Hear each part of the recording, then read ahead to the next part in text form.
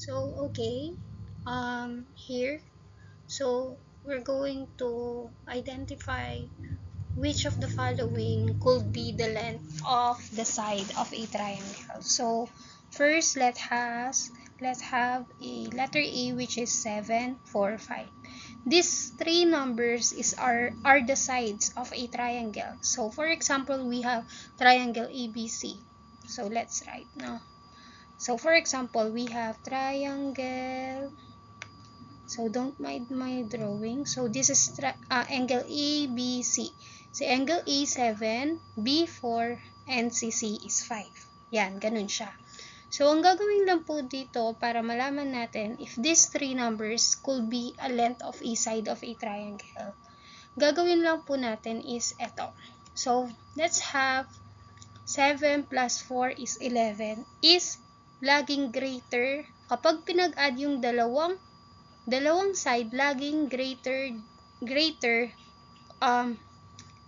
parang ganito, you add the two side and the two side must be greater than the third side. So for example, kapag in-add mo tong 7 plus, meron tayong 7, no? 7 plus 4 is 11 is mas malaki kesa kay third side. Okay. Same as ganito. Pag binagbaligtad natin, 7 plus 5 is 12. Mas malaki kaysa kay third side. Okay. So, that's true. So, next, pagbaliktad naman natin, 4 plus 5 is 9. Mas malaki ulit kaysa kay third side. Ganun po. So, therefore, this side is a length of the triangle. Ganun po yung sa part 1 ng activity natin. Okay? Naintindihan? So, let's have letter B. So, we have here three measurement, which is 9, 11, 2. Okay, 9, 11, 2 po. So, we have 9 plus 11 is greater than 2. Tama, di ba? Kasi 9 plus 11 is 20. So, mas malaki to kesa dito. Okay, so true yon, tama. Next, pagbaliktad naman natin, 11 plus 2 is 13. So, greater than pa rin kay 9. So, true. Check. Next, pagbaliktad naman po ulit natin, 9 plus 2 is 11. So, kapag 11 to, no? 11. Write natin 11. Nahihirapan ako. 11 is greater than 11. Tama po ba yun? Eh, yung third side natin, 11. So, this is a equal. Diba? Equal. Equal sila. 11 is equal to 11 dapat. So, hindi siya greater. So, false siya. So, therefore, this three measurement cannot be a length of the side of a triangle. Okay? So, next. Letter C. So, we have 12, 10, 12. So, you add 12 plus 10 is 22 is greater than 12, which is true. 10 plus 12 is 32 is greater than 12. Tama. So, 12 plus 12 is 24 is greater than 10. So, tama. So, therefore, these three measurement or length of the side of a triangle. So, these are the possible. So, si A and B lang po yung lalagyan ko ng triangle. And letter B, I can put it na not triangle. Okay, ganun po yung sa activity natin part 1. So, next. Sa part 2, part 3 na to. So, we have here one of the theorem, which is side angle inequality theorem. So, it says here that if one side is longer than the other side, the angle opposite the longer side is the larger angle. So, ano po yung ibig sabihin nun, ma'am? Ganito lang po siya kasimple. For example, we have here, name the smallest angle and the largest angle of the following. So, this is a angle side. Kapag, side angle pala. Kapag given si side, ay ang hinahanap is angle. That is side angle, no? Okay, ulit. Pag given yung side, measurement ng side, and ang hinahanap natin is angle, that is side angle inequality theorem. So, here we're going to identify the smallest angle and the largest angle of the following triangle. So, let's focus in the first triangle, which is PET, triangle PET. So,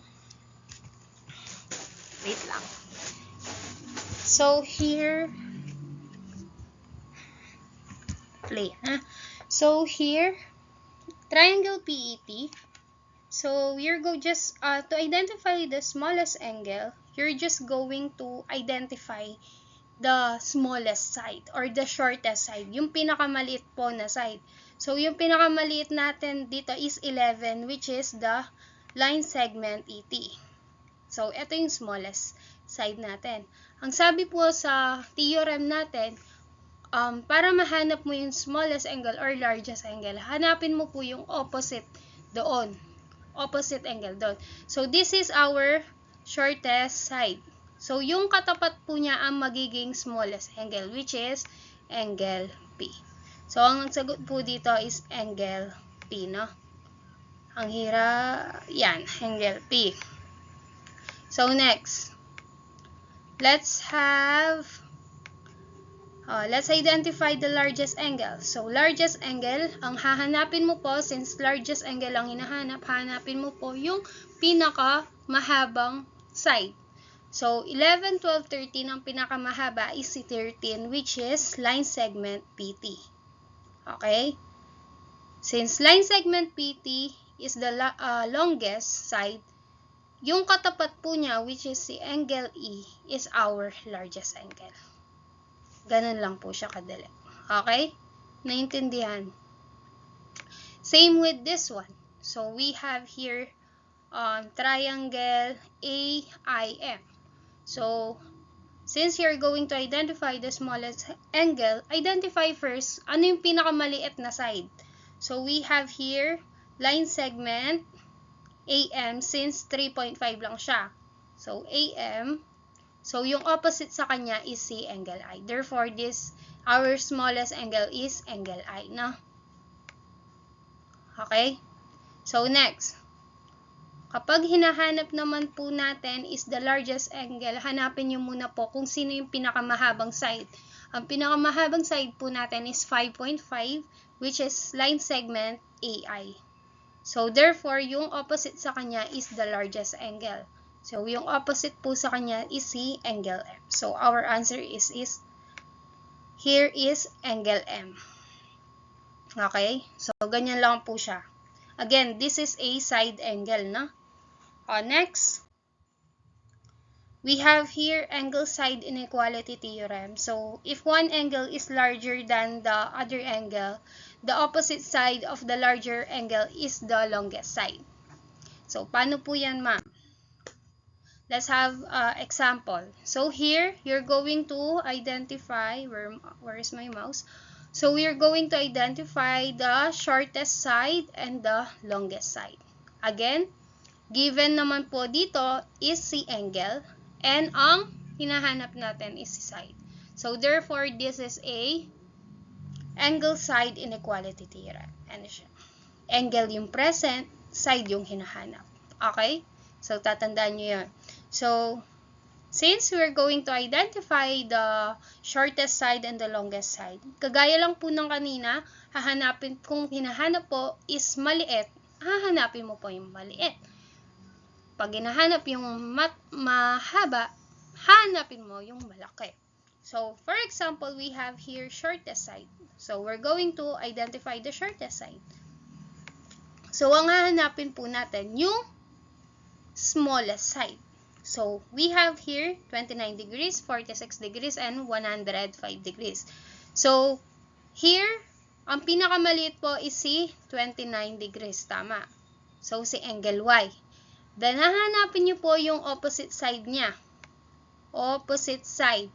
So, si line segment FR. Therefore, our shortest side is line segment FR. Huwag nyong kakalimutan yung line segment, okay?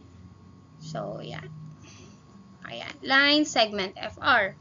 So, kapag longest side naman po, ang hahanapin natin yung pinakamalaking side, which is si 105. Ayan si 105.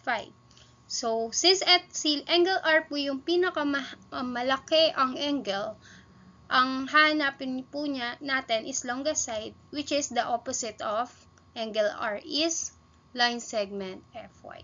So, line segment FY po ang sagot dito. Okay? Ganun lang po siya. Tapatan lang. No? Same with this one. So, kayo na bahala paano to, no? Alam niyo na yan. Basta kapag hinahanap si shortest, ang hahanapin is yung maliit, then yung katapat niya.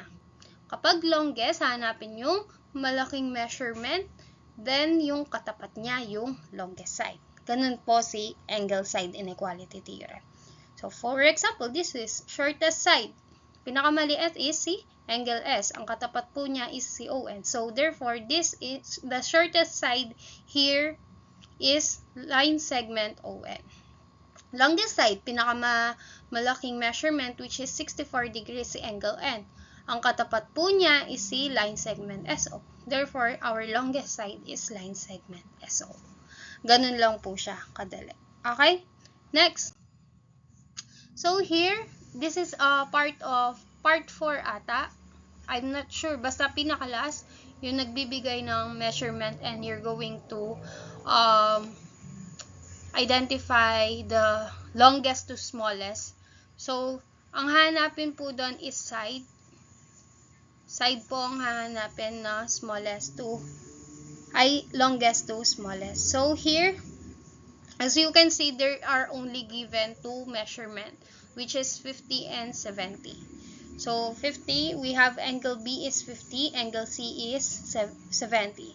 So, to identify the unknown angle, which is angle A, wala po siyang measurement, hindi natin alam. Kagaya po nung sa huling part ng activity natin, you're just going to find the sum of these two angle. For example, ang gagawin po natin is i-add po yung dalawang angle. So, 50 plus, okay, 50 plus, ang hirap, 50 plus 70 is 120. Tama. Okay, ang hirap, na? Okay, basta yan na yan. So, ang gagawin niyo po, since triangle sum theorem, 180 minus 120 nun. Lagi nyo mina-minus sa 180 yung magiging sagot dun sa inad nyo. So, 180 minus 20 is 60. No? So, therefore, this is 60 degrees. This is 60 degrees. No? Eto. Since yan, alam nyo na, ma-identify nyo na kung sino yung smallest and largest, or the longest or the smallest. So, for example, this is 60, no? So, identify the smallest. So, see, 50. So, 50. So, angle B, angle A, angle C. Ganun po yung pagkakasunod niya kung smallest to longest. Kapag po naman nauna si longest sa smallest, therefore, C, A, B. Pero kapag side naman po, it is AC, tama ba? I know. Kapag side po, yung katapat po ng pinakamalaki, like kanina, di ba? Angle side, so pinakamalaki is 70, si angle C, ang katapat niya, ang pinakamahabang side. So, si AB, next, katapat ni 60 si BC, and next, katapat ni angle B is CAC. So, again, AB, BC, AC. Ganun po ang pagkakasunod. Same as this one. Okay?